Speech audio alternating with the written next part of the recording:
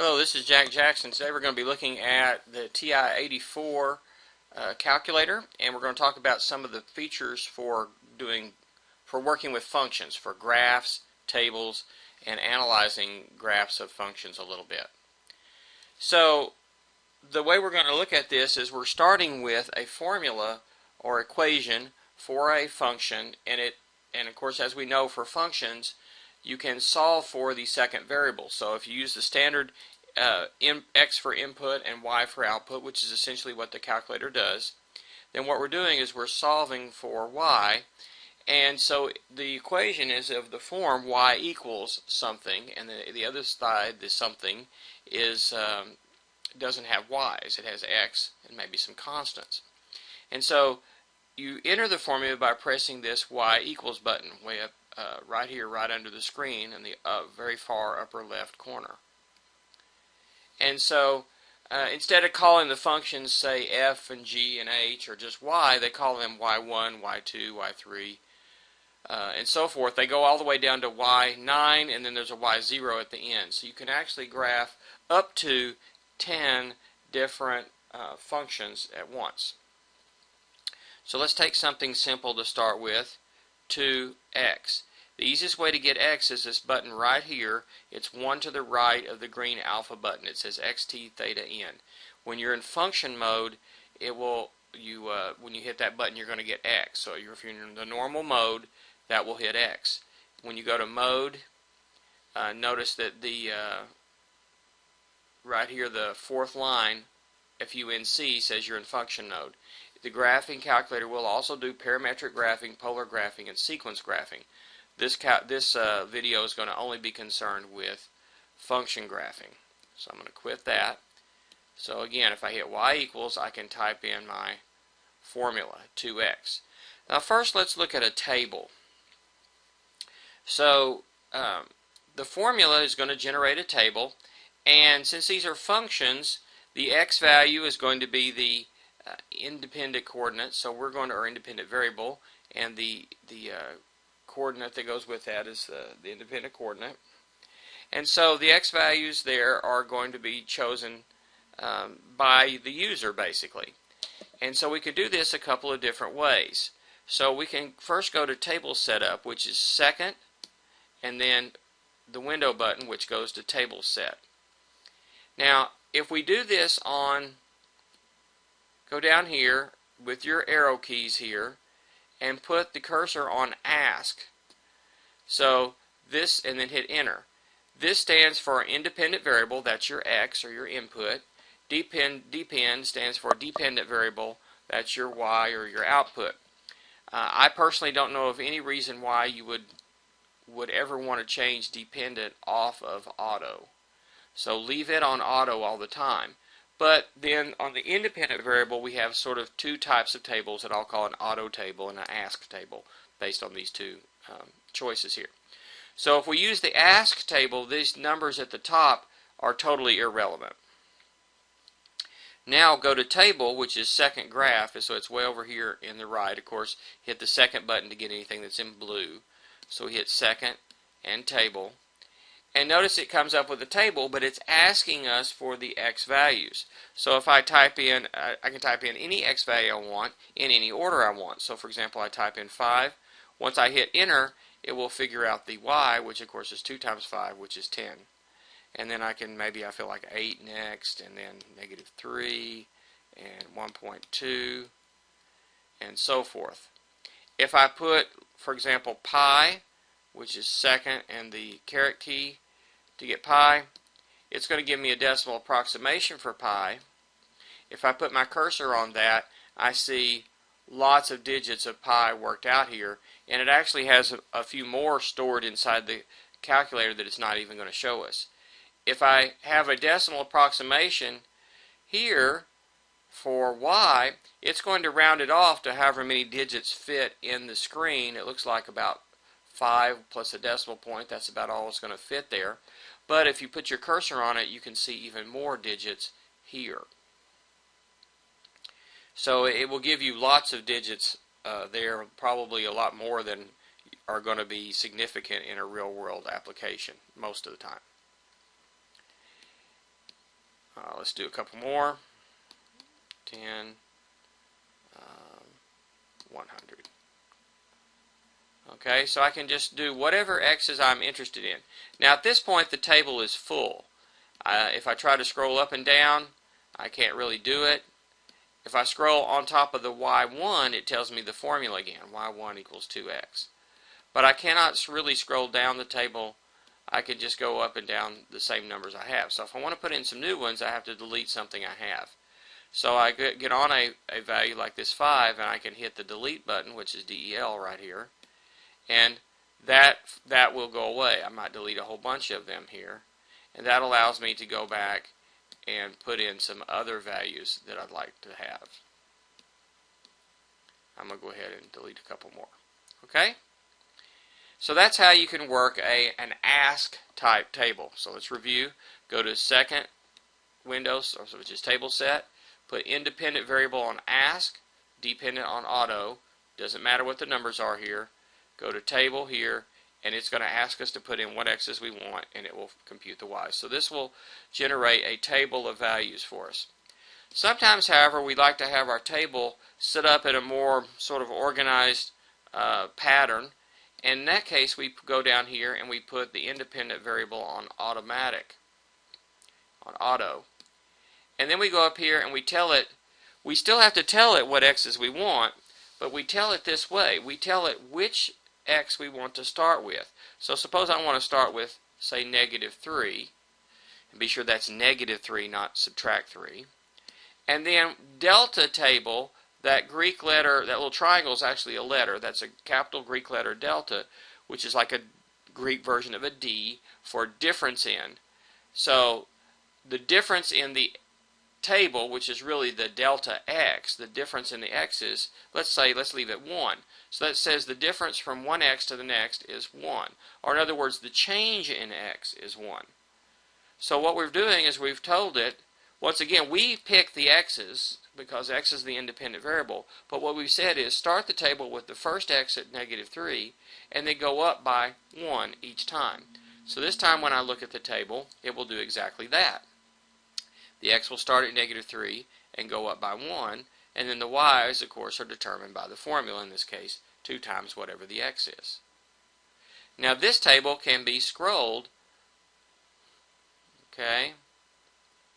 Press plus for delta table. So anyway, I can scroll up and down the table here.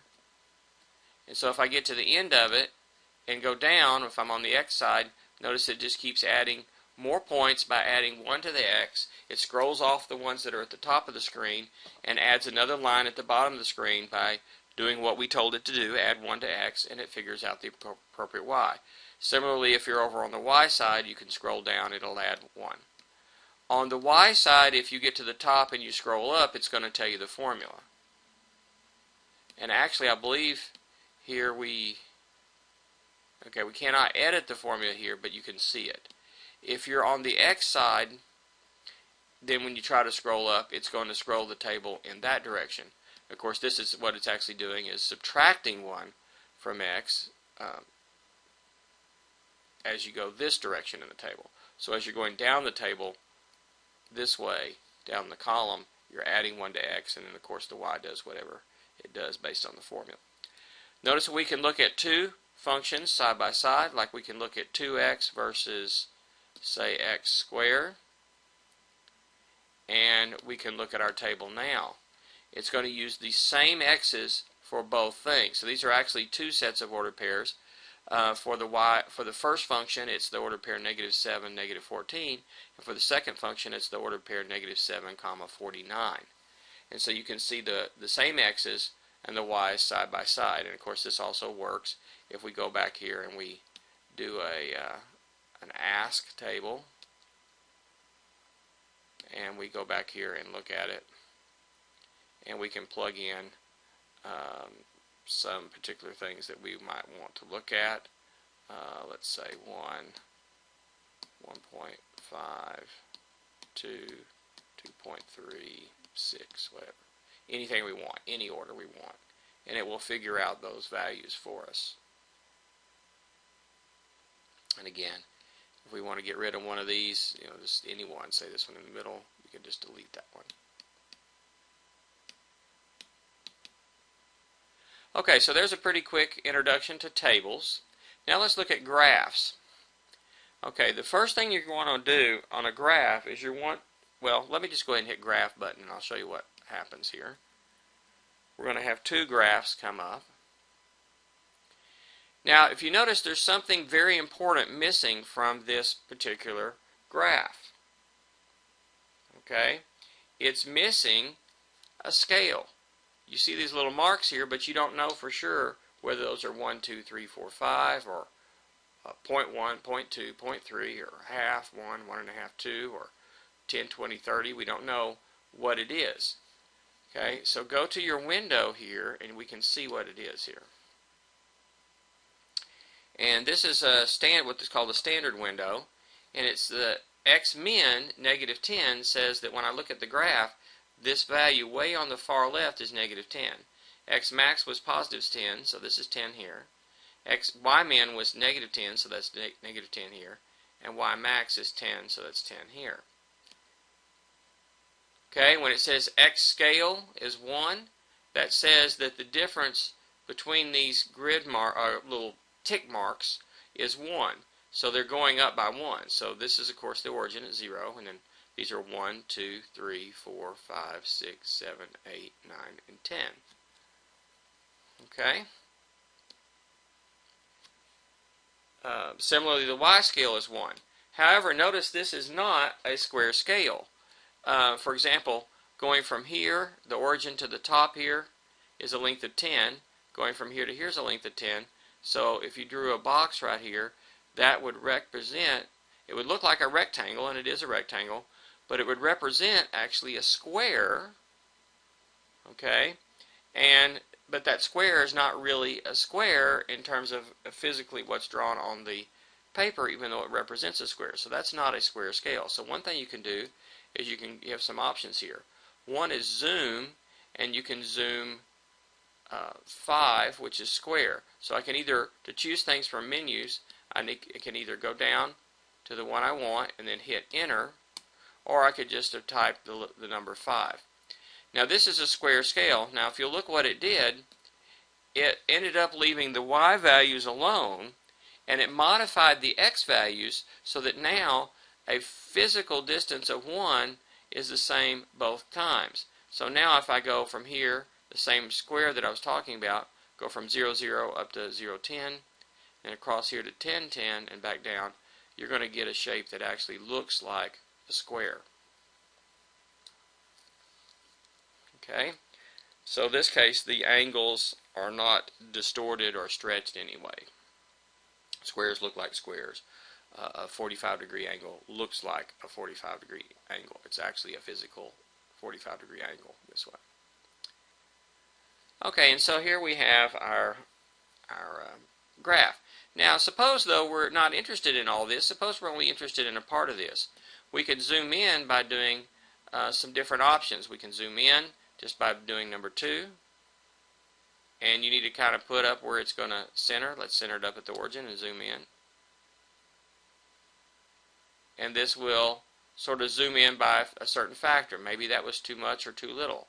So notice what that does is that changes those settings. By the way, most of the time I leave this X resolution at 1. There is another setting down there. You can set the delta X. This may not be in all the older operating systems, but in the newer operating system we can set delta X, and I'll show you what that's for in just a minute. So right now notice it's set at about 0.08 and some extras. So let's go back and I'll kind of show you what that is. So let's hit trace. Now notice we're at X equals 0. If I hit the right arrow, that's that. Notice we went over by 0.08, 0.6, whatever. And then it gives us a Y. So we can move our cursor to the left or right along this function, and it tells us an ordered pair that's on that graph, right where the cursor is. That's what that ordered pair is. However, it's not necessarily going up by some particularly nice amount. Now, of course, I can go back to the left as well. Now, if you want to switch functions and go along this one, then we can use the up or down arrows. Notice, by the way, right now I have the formula y equals 2x, y1 equals 2x in the upper left, so it shows me that I'm on that graph, and that's the ordered pair. If I use the up or the down arrow, it will go to the other function, and again, if I use the up or down arrow, it will continue to cycle through as many functions as we have graphed, anywhere from 0 to 10 we can have graphed. This will cycle through the ones you have graphed. So notice when I did that, the x value didn't change, but the y value did change because it's based on that particular x input value. Now if I go down here to the bottom, I should be able to change delta x, and I think this is going to change the tracing. So if I say 0.01 and then hit graph, alright, that changed more than that. It changed the window as well. My suggestion is don't mess with that one too much. Let it do it automatically. So let's go to zoom. We can go back to our original one, which is zoom 6, which is our standard window. That's -10 to 10 on each of x and y. Again, not a square window. If you follow zoom 10 by zoom 5, then you get a square window. Okay, let's look at some more options here. There are some other options. Zoom decimal. Let's see what that did. Well, that set some things up here, and I believe that the delta x now is going to be 0.1. Okay, and so it adjusted the graph so that when I go here and do a trace, notice I'm going up by 0.1s. And so what I'm doing here is essentially generating the same table that I would have if I went to table setup and set delta x to be 0.1. Okay, let me zoom back out to here, standard. Now suppose I'm really interested in, say, these places where they cross. So I'm really only interested in this part of the graph. I can do zoom box, which is number 1. Now what this is going to do is I'm going to have a cursor flashing. It's at the origin right now. Let's move it over to the left and down a little bit. And when I get it where I want, let's say here, I can hit enter. Now as I move to the right and up, it forms a box, a rectangle. And I'm going to make the box, or rectangle here, contain the interesting part of the graph that I want to see. So suppose I'm interested in that part of the graph. So it's going to zoom in, and this is going to be the leftmost part of the screen. It's going to stretch it out a little bit sideways. And this will be the rightmost part, and this will be the top and bottom. And so when I hit hit enter, it's going to graph that. And I see a close-up version of that particular part. Notice again what that did is change the window. Okay, and again I can modify the window a little bit more if I want it to be something nice, like if I want it to go from negative, say 1.3 to just 3, and say from, let's make it negative 1.5 to 3, and negative 2 to 6.5. And if I'm going to do this, maybe I want to have the tick marks go off in 0.5s, maybe in both directions. So don't have to do this. This is just something we might try. So now these marks here are 0.51, 1.52, 2.53. And these are 0.51, 1.52, 2.5, and so forth. And so we can see a close-up of the graph. Now suppose we want to find where these graphs are crossing each other. We can go over to calculate, which is second, and then calc, which is second and then trace. And we can calculate several things. One of the things we can do is number 5, which is an intersection of the graphs. So I'm just going to hit the number 5. when you're looking for an intersection of graphs, remember you could have up to 10 things graphed here, 10 functions graphed. We have to tell it which two we want to intersect. So it only talks about, it only takes as an input two particular functions and a guess, and then from there it tries to find an intersection point, at least approximately. So in this case, you identify the curve. Now remember, how do we change among curves? We use the up or down arrows. So this is the curve we want, so we hit enter. Then it goes to automatically switches to the next one. That's the curve we want, and we hit enter. If you only have two curves, just hit enter, enter real fast. Then it's going to ask us to put a guess. Now I have two ways of doing this. I'm going to use the cursor to go over here and get close, and get as close as I can to where I think they're going to intersect.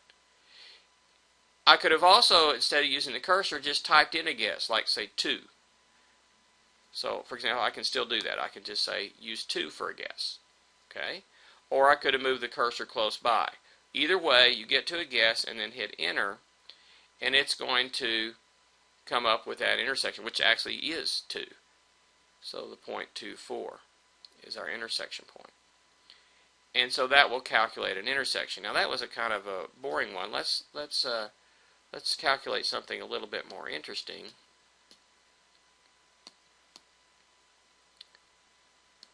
And let's graph this. Okay, and let's go out just a little bit. -2 to 4, and maybe -4 to 8. Mark this one off in ones and the other one off in halves. Alright, so that shows us some things. Now let's approximate those places where they intersect. So we can go calculate the intersection. We've just got two curves, so enter, enter. And 1, 2, let's just guess 2.8. And 3, 6 is the intersection point. Now that turns out to be an exact value, but we might have an approximate value in some cases. Okay, let me just go back to one function here for a minute and graph y equals x squared minus 3. Now, what about input and output values? Well, if you know the input, we've already talked about how to find the output value. So this is y1 of x. Suppose I want to find y1 of 2, an output when x is 2. So I can hit trace, and I could try to move over to find it, but I may not get it to land exactly on 2. Okay, well, we went a little less here, well, somewhere, a little less, and then a little bit bigger. We couldn't get right on 2. But what I can do with trace is I can just type in a number 2 and hit enter, and it will go right to that spot. And so when x is 2, y is 1. Check it out by hand. 2 squared is 4 minus 3 is 1. So we can trace right to a point. So if you know the input and you want to find the output, it's very easy to do. You can just hit trace and do, say, -1 and see where it goes. It also shows us where that point is on the graph, and it gives us the order pair -1 that we told it, and then it figures out -2 from the graph, from the formula, and shows it on the graph. What if we want to go backwards? What if we want to find the output and we were given the output and we want to find the input? That's backwards from here. Well, the way this works, let's do a special case of that first. Suppose we want to find the x-intercepts. Let's do the y-intercept first. The y-intercept is what we just did, so it'd be just trace and then hit 0 and enter, and that's going to give you the y-intercept. When x is 0, y is -3 in this case. And it shows us that point. So x-intercept, y-intercept is just an output value with an x of, well, input value 0 and then figure the output value there. Or any other output value that we need to find given an input value, we use trace. But if we want to go the other way around, let's suppose we want to find an x-intercept. This time we know it's on the x-axis. We can calculate that, and that's called a zero. A zero is really an x value that gives you an output of 0. So that's the x-coordinate of the x-intercept. So we're going to go to 0, which is number 2, hit enter. Now, suppose we want to, there are actually two answers to this. There's a positive, this one's actually, we know here, if y is 0, x is the square root of 3, which is this one right here, or the negative square root of 3 here. Okay, we could do it by hand here, but let's get the calculator to tell us what it is right here. So right here, let's do this one here. So the first thing it asks you for is a left bound. So either by typing in a number or by using your arrow keys, you want to get fairly close to it, but where you're definitely on the left side, and that will work. Then a right bound, I hit enter there, and then I'm going to write, it asks for a right bound, so likewise we go to where we're on the right side, and then it's going to ask us for a guess, and we get our cursor very close to the point where it crosses the axis there, as close as we can get this y value to 0, and then hit enter. It's going to come back with a y value of 0 and then an x value. On some occasions, this y value comes back in something in scientific notation that's extremely close to 0. Maybe it's 0 to 20, 30 places, but it doesn't come up exactly 0. But for practical purposes, it will always return 0 or something that's practically 0. And it gives us an x value. Now let me show you, that's 1.7320508. I'm going to quit at this point and hit X, and I want you to notice something. That's exactly the same X that we just came up with. And notice, as we know, the real solution is the square root of 3, which is approximately the same thing. So it's going to give you approximate solutions for these things. Occasionally there'll be exact solutions if the answer is an integer or perhaps a nice rational number, a nice fraction. It will come up with the right answer. Okay, that's exact, but it'll always come up with an approximation. Now, what if I want to find a different output? Say where y is full. Let's say y is -1. We want to see that output. Well, what I can do is I can do this. I can graph y equals, let's say, -1, and graph that. Now, that's going to be a horizontal line. So think about that line. Every point on that line has a y-coordinate of -1. And so y equals -1 graphs out as a horizontal line. So what are we looking for? Well, we're looking for the points where that graph and that line cross, and we can do that by calculating the intersection, number 5. So we get a first curve, a second curve, and then an enter after each of those, and then a guess. If we put our guess really close to this point, it'll come up with this point for our answer. Okay, 1.414, something there. And so I quit and put X. Hopefully that still will be that same thing. I think that, is that the square root of 2? Yes, it is. Okay, and if we want to find this one here, we can do calculate intersection again. Still enter for first curve, enter for second curve, but this time I need to make a guess that's over here close to the other point.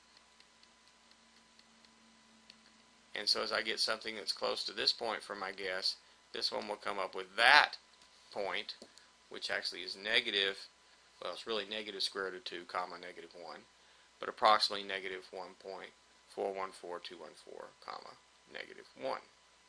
And so I can calculate the, so what am I saying? I told you the output was -1, and what are the inputs? Well, approximately they're -1.414 and +1.414. So we can always do this to help find inputs and outputs. To find inputs, to give an inputs and find outputs, just hit trace, type in your input, that'll give you the output. To find inputs given outputs, let y1 be your original function, let y2 be your just the constant output you want, and do a calculate of intersection there. Okay, some other things that might be interesting. Let's go back to here. By the way, if I get on a cursor on a line here, I can hit delete and delete a character, but if I hit clear, it's going to clear that whole line out. By the way, if you have one of these plots turned on, it'll look like that. Go up here and turn it off by putting it on the cursor and hit enter. Putting the cursor on it and hit enter. So we'll get to later how to do some of the statistical plotting, how to do things like scatter plots and so forth, but for now let's just leave that alone and make sure that those are turned off. Okay, let's put in another graph. Let's try something. X cubed minus 3x squared plus 2x minus 2. I'm just going to do a zoom standard and see what happens here. Now, one of the things that we have to do is we have to figure out what's going to be a reasonable window to look at. Now, this one, a reasonable window, well, first of all, you can't physically graph the entire graph most of the time. So here we have a graph that's going up and to the right forever and down and to the left forever. Okay? So we can't, since it's going on forever, we can't graph the entire graph. It's not physically possible. But we can graph some of the more interesting things, and we kind of have the interesting stuff here. Now, if we want to see it in a square scale, we can do that. Zoom square, zoom 5. And we can see it where it's not been stretched out any. It's to scale there. However, we don't necessarily need a square scale, and we might get a better, more useful version if we zoom in a little bit. If you notice, I've got a lot of dead screen on the left and on the right. So if I'll pull that minimum x in, say maybe to, say -2 here, and the maximum up to, say 4, leave the y's alone.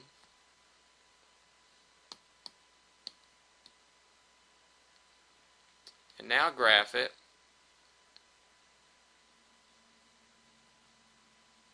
We get perhaps a better looking version, at least if I'm interested in this part of the graph.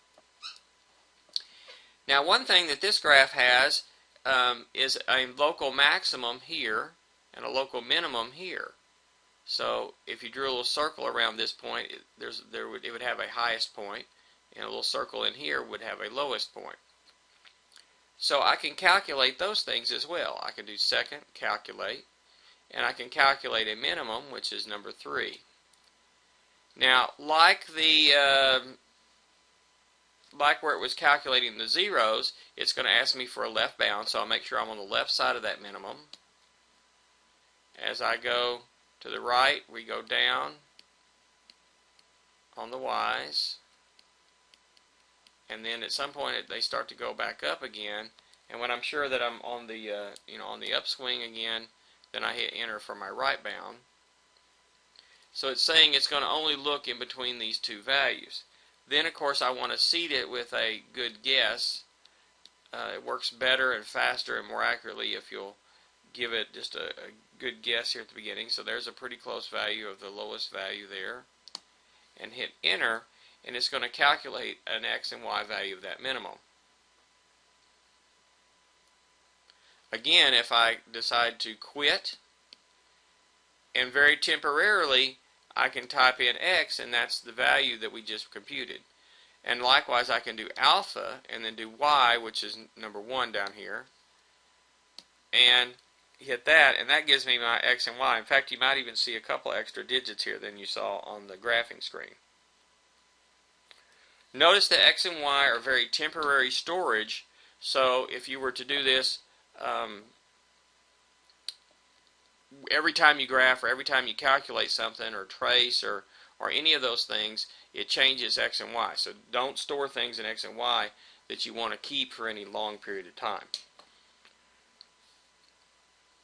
But if I need to do something with x, like if I want to figure out 2 times that x, I can do that very easily by going back to the home screen once I've computed it.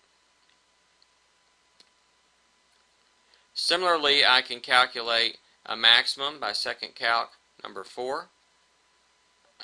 Left side looks like 0 is going to be on the left side, and looks like 1 is going to be on the right side. Hopefully that's going to, yeah, it looks like our max is in between there, and maybe in there is the guess. And it turns out to be at x is about 0.4226 and y is about negative 1.6151. So again, we get a values for x and y there.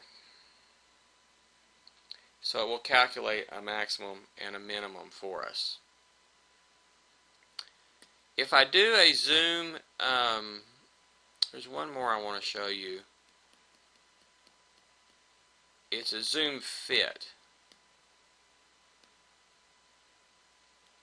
Okay, so I try a zoom fit, and let's see what it does. Now, what that looks, look at what it did. Let's go to the window. Notice before we had this going from -2 to 4 on the x's, and we still have that. So what the zoom fit does is it leaves the x values alone, and then it figures out what is the highest y value in with those x's and sets that at y max, and what's the lowest y value with those x's, and that sets at y min. So essentially you're going to run off, well, if it's an increasing function like this, you're going to run off at these corners. But the top of the highest y value will actually occur at the top of the screen somewhere. And same way for the lowest y value in that window. Of course, in reality, this graph continues on, so there really is no global maximum or global minimum. But the zoom fit left the x's alone and adjusted the y's automatically. Sometimes that's a good thing, sometimes it's not so helpful. You can also go to zoom and go to memory, and you can store a particular window if it's useful to you, or we can do zoom previous if we want to go back to the same window setting without having to type all the window settings in again. Let me show you a couple other things you can do. If you go to format, you can there's a polar grid, which we're not going to talk about. Coordinates on will show you the coordinates there. Most of the time I leave all this stuff on the left. But I can turn, for example, turn on the grid. And let's go back to the graph now. And the grid comes up with some little dots. So where there's a tick mark and the 2 tick marks kind of cross, that's going to give you a little dot. So the dots are kind of like the corners of a rectangular grid. So it's kind of like having a rectangular grid. I usually don't like to have that on, but you can turn that on if you want. If I turn axes off and graph, you don't see the x and y axes. Well, I find that not good. So most of the time I'm going to leave the axes on and the grid off. That's the way I like to do it. So I'll leave those things. Expression on, well, expression off, let me show you that.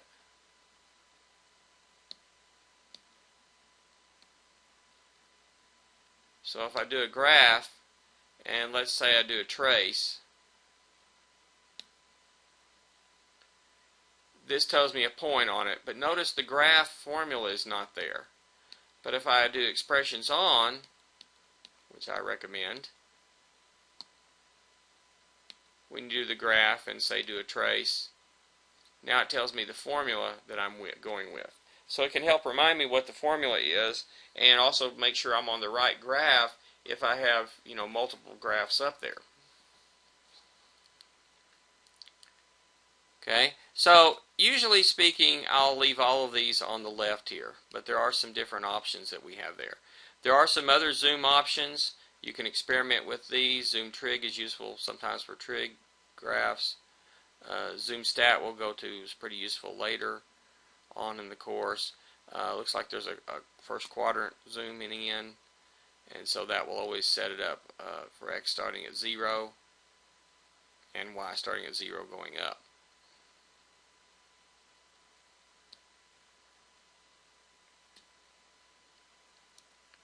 And then there's some other options as well. Alright, let me show you one more thing here.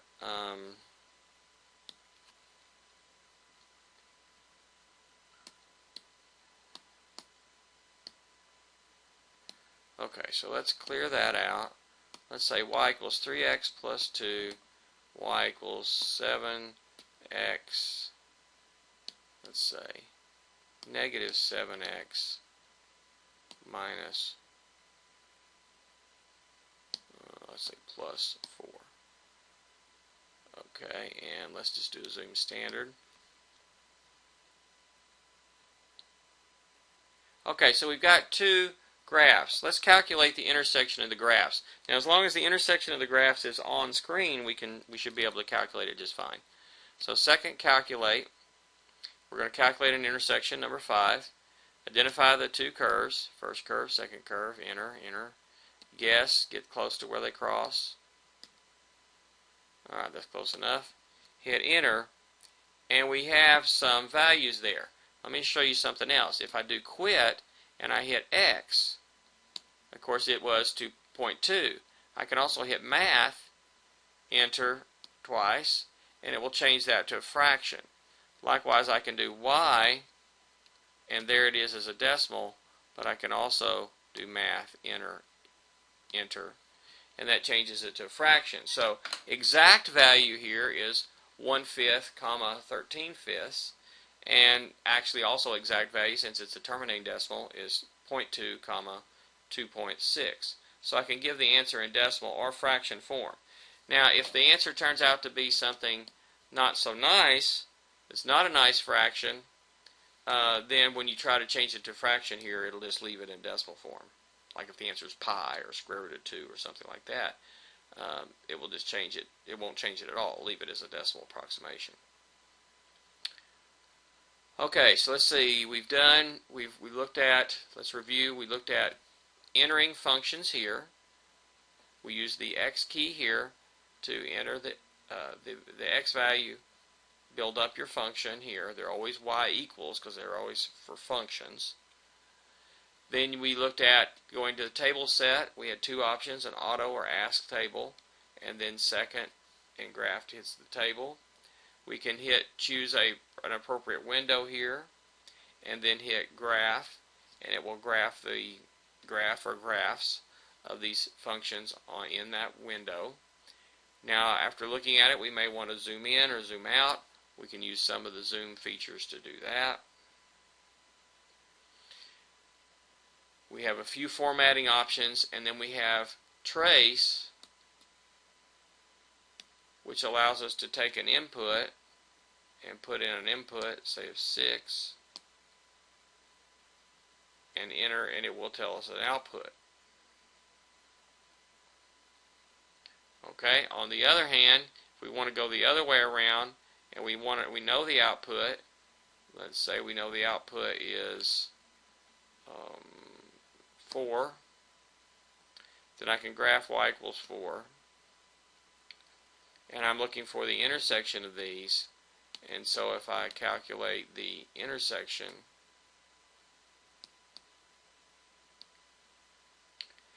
and of course this one turns out to be, they cross each other on the y-axis, so that's the 0.04. So I think we've looked at several things. We also, remember, under calculate, we looked at calculating, we can calculate a value, which is really the same thing as doing you can get that by just going to trace. So it does the same thing as hitting trace and entering a number. Okay. Now calculating a 0, that's where a graph crosses the x-axis, minimum and maximum, and intersection of graphs. And we'll talk about these, we may or may not talk about these last two later in the course. But that gives you a good introduction to graphing and tables on a TI-84. By the way, TI-83, a TI-82 work the same way. Even a TI-89 or Voyage 200 pretty much works. They all work pretty much the same way. There's a few differences on the 89 and Voyage, but not much. Almost everything works very, very similar to this. Almost exactly the same on the 82 and the 83. Okay, I hope that gives you a good overview of using the graphing calculator for graphing and functions.